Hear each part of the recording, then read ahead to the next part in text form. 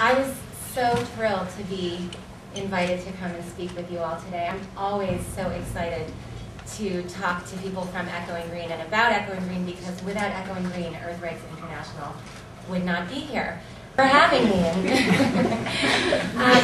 And it made me think of one of my favorite quotations by George Bernard Shaw that I wanted to read to you, which is this: "The reasonable person adapts herself to the world. The unreasonable person persists in trying to change the world. Therefore, all progress depends on unreasonable people." And so I went to law school with these words ringing in my ears, and with a commitment to study human rights law, international law, and become a human rights lawyer to somehow help the people of Burma. And I really saw myself as a human rights person. I didn't even take environmental law my entire time at UVA because I didn't know that it was connected. And I started realizing that so many of the people that I was talking to about human rights and human rights abuses were talking about these human rights abuses that were specifically committed in order to secure areas for natural resource exploitation and development. And that, in fact, not only were the human rights abuses and the environmental abuses going hand in hand, but that people saw and in fact described the human rights abuses in environmental terms.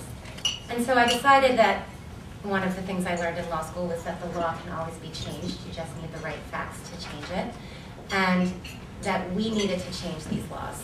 That in this age of corporate globalization, where corporations are everywhere in the world, there had to be some globalization of law and justice to hold everyone accountable to fundamental human rights and environmental legal standards.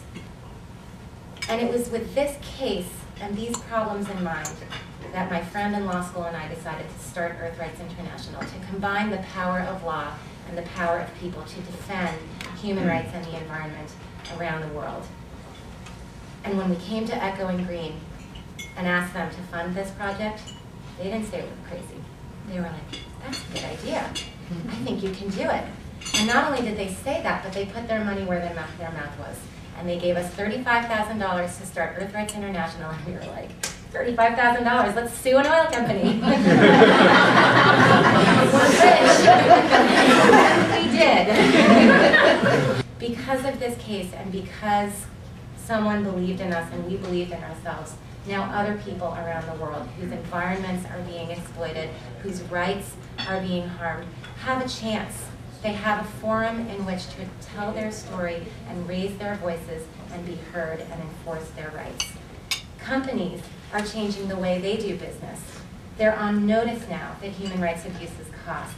And more importantly, people and policymakers, business leaders, are beginning to agree that responsible global business is not only good for the environment, not only good for human rights, but over the long term, it's good for business too. Speaking of business, whenever I go places, I travel all over the world. I try to learn the local language, a little bit of the language of the places that I visit, and so I thought today I'm coming to New York, I've got to speak New York. And so I want to close by talking about return on investment. In 1995, Echoing Green gave us $35,000.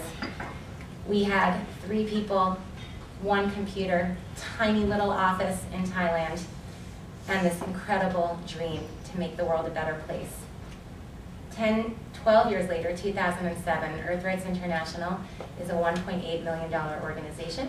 We have 36 staff. We have offices in Thailand, in the United States. We have run schools to train local people in Southeast Asia, Burma, and the Amazon.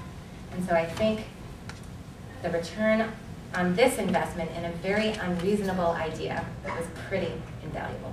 Thank you so much.